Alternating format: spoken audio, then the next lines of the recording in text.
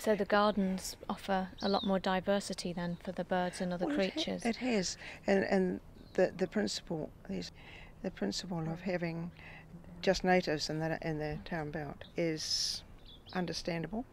Mm-hmm. But in gardens you can have things like the tree lucerne, which is fantastic because it has nectar all winter. See those wretched little sparrows that come down and drink the sugar water too? It's very cheeky of them.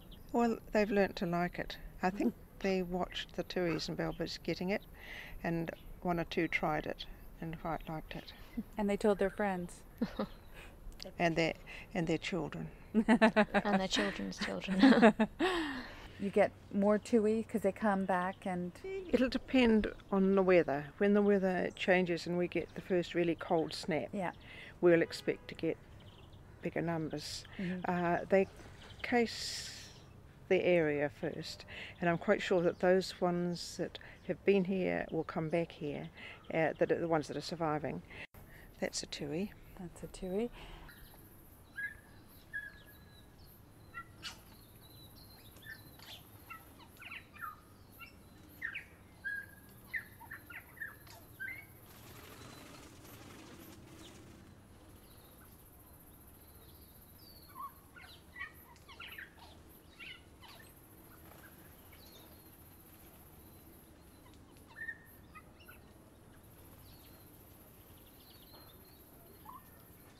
That's a bellbird in the branch above it, I think. Or, yeah.